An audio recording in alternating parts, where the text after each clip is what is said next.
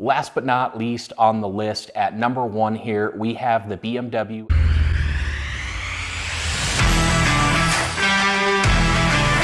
Hey everyone, this is Zach with 8020 Media, here today with a video on the worst BMW engines of all time. Now, while we're talking about the worst BMW engines of all time in this video, it is only fair to mention that BMW is actually one of the most successful manufacturers when it comes to building engines. They have the most International Engine of the Year awards with 62, which is 26 more than Audi and Volkswagen in second place, and 36 more wins than Ferrari in third place. And when it comes to Ward's 10 Best Engines of the Year awards, BMW is the second most wins, with only 1 fewer than General Motors and 4 more than Ford, which are both significantly larger manufacturers. I may be a little biased when it comes to BMW engines, but I do tend to agree that BMW builds some of the best, or at least better, engines in the world. However, naturally, BMW has built some not so great engines in the past, especially when it comes to reliability. BMW has had some issues there. So anyway, with that being said, let's go ahead and jump right in and talk about the 5 worst BMW engines of all time. At number 5, we have the BMW N54 3-liter twin-turbo inline 6 engine. Now, throwing the N54 on here was a little challenging. We actually own 3 N54s and think they're excellent engines all around. However, there's no denying the fact that the N54 has never been known for its reliability, and in many ways the N54 was a reliability nightmare, especially in the early days when it suffered from some earlier issues like constant high-pressure fuel pump problems, fuel injectors, which it took BMW about 12 iterations of the fuel injectors to finally get a reliable injector out of it. Throw in all of the other common problems with the BMW N54, including turbochargers, pretty much the entire cooling system, a number of oil leaks, carbon buildup, and really quite a few other things on that list too that I'm not mentioning specifically. The BMW N54 really was just a poor engine when it comes to reliability. Ultimately, the BMW N54 does have a lot going for it, and the engine itself is great. They are very capable of holding 550, 600 plus wheel horsepower on the stock internals. Now that they are 17 years old, they still are able to hold that kind of power even with 150,000 plus miles on many of the engines. So it is a good engine for a number of reasons, but ultimately the poor reliability is one thing that really brings it down, and the main reason that the BMW N54 makes our list of the worst BMW engines of all time. Moving on to number 4 on the list, we have the S85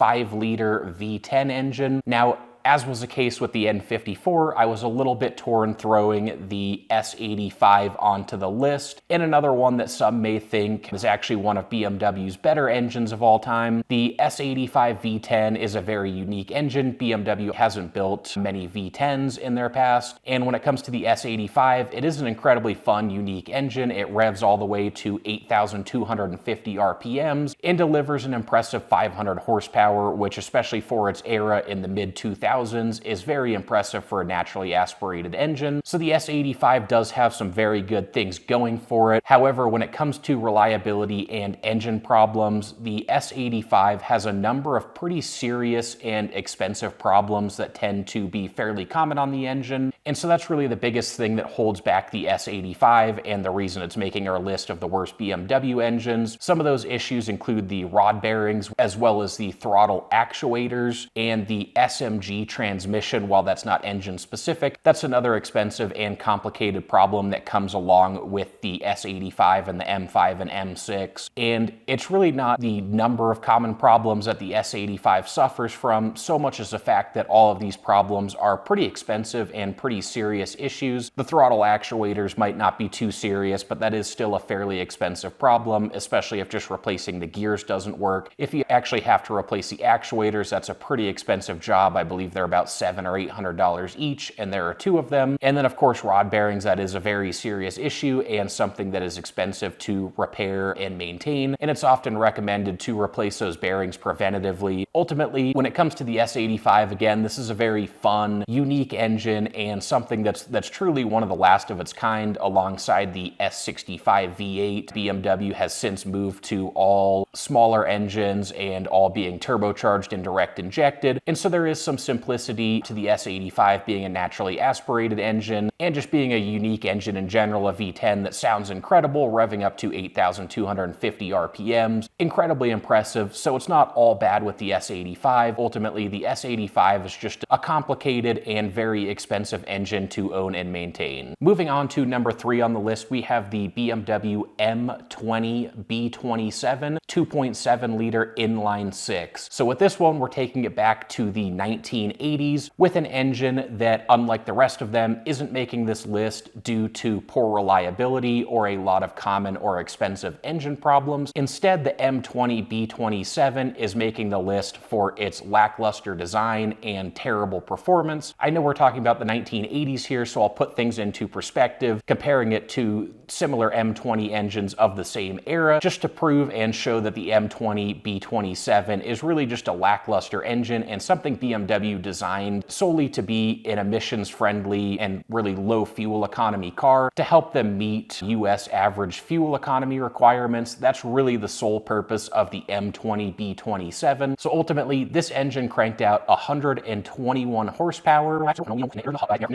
This engine cranked out 121 horsepower. Now, that might not sound terrible for the early 1980s, but again, even compared to other BMW engines, if we look at the M20 B20, which is a much smaller 2-liter variant of this engine, that engine actually makes the exact same 121 horsepower. So here we're getting an extra 0.7 of a liter of displacement for no additional horsepower out of the engine. Top that off with the fact that this engine has an astonishingly low red line of 4,800 RPMs compared to the rest of the BMW M20 engine family, which all revved out to about 64 to 6,500 RPMs. This engine wasn't built at all for performance, power, anything like that, and it really just is not the ultimate driving machine, and that's the reason that the M20 B27 makes a list of the worst BMW engines of all time. Moving on to number 2 on the list for the worst BMW engines of all time, we have the BMW N62 V8 engine. Now, there were 4 different variants when it comes to displacement, ranging anywhere from 3.6 up to 4.8 liters, and I'm including all of these engines here. They're all just as disastrous when it comes to reliability and just the overall complicated design of the N62 engine. These engines are incredibly hard to work on and suffer from a number of complex, weird, and expensive issues. Highlighting that with an example, we have the valve stem seals on the N62. This was initially about a $5,000 to $7,000 plus repair job if you ran into an issue with the valve stem seals, which was a pretty common problem. Common enough and expensive enough that a company, AGA, actually built some special tools just for the N62 valve stem seals, which did at least bring the cost of replacing the valve stem seals down to about $2,000 to $3,000 job. Still very expensive, but roughly cut that price in half. So the N62 is a little bit better since some of these specialty tools have come out to help cut down labor and repair costs on a lot of these jobs. But there's also the coolant transfer pipe on the N62 is another one of those kind of weird, complex things. Throw in a number of other common problems with the BMW N62, like oil leaks, cooling system problems, some of the standard BMW issues, and ultimately you're left with an engine that is just problematic, complex to work on, and very expensive to own. So those are all really the biggest factors that bring down the N62 and make it one of BMW's worst engines of all time. Last but not least on the list, at number 1 here, we have the BMW N63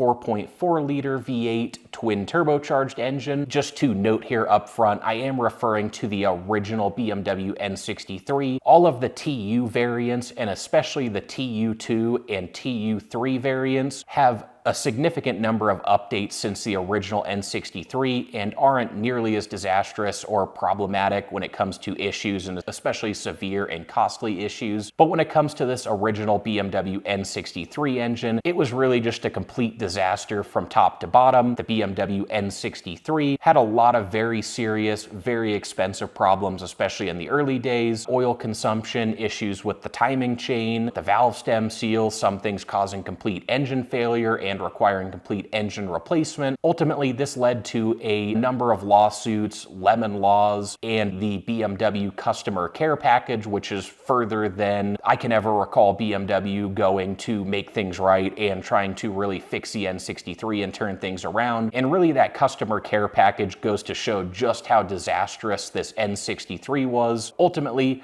when it comes to the BMW N63, this is certainly BMW's least reliable engine of all time. However, BMW did really right the ship, again with the technical updates, the TU, TU2, and TU3 engines. BMW did a great job of turning things around with the N63, so now these newer N63s probably wouldn't even come close to making the list of the worst BMW engines of all time, again especially looking at variants like the TU2 and TU3, which are great engines in my opinion and highly underrated BMW engines. Anyway, guys, that wraps up our video for today. If you appreciated the content, please hit that like button, subscribe to the channel, and drop a comment below to let us know what your opinion is on the worst BMW engines of all time. Thanks, guys.